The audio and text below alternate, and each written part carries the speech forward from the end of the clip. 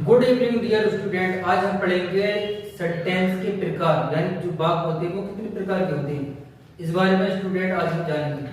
तो जो स्टूडेंट हमारे जो वाक्य होते हैं वो 5 प्रकार के होते हैं।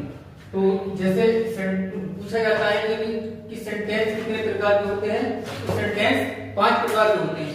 तो इसमें पहला हमारा आता है असर्टिव सेंटेंस, तो इसको हिंदी में कहते हैं साधारण वाक्य।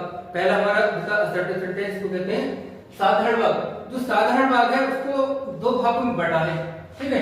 पहला कहा इन्होंने अफर्मेटिव सेंटेंस, सकारात्मक वाक्य, दूसरा है नेगेटिव सेंटेंस, नकारात्मक वाक्य। यानी असर्टिव सेंटेंस के अंदर 2 कैटेगरी हैं, एक है अफर्मेटिव सेंटेंस सकारात्मक वाक्य और एक है नेगेटिव सेंटेंस नकारात्मक वाक्य। इसके अलावा हमारा दूसरा जो नंबर पे आता है वो होता है इंट्रोगेटिव सेंटेंस, प्रश्नवाचक वाक्य। ये जो हमारा होता है प्रश्नवाचक वाक्य होता है, negative sentence sorry interrogative sentence होता है हमारा प्रश्नवाचक वाक्य होता है।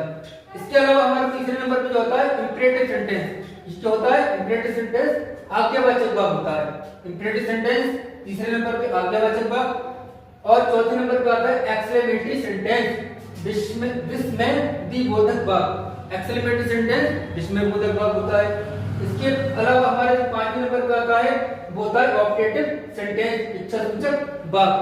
तो इस तरीके से ये हमारे 5 प्रकार के सेंटेंस होते हैं। अब हमें इसमें ये जानना है कि असर्टिव सेंटेंस को पहचानेंगे कैसे, इंट्रोगेटिव को कैसे पहचानेंगे और इंपरेटिव को, एक्सक्लेमेटरी को, ऑप्टेटिव को किस तरीके से पहचाना जाता है।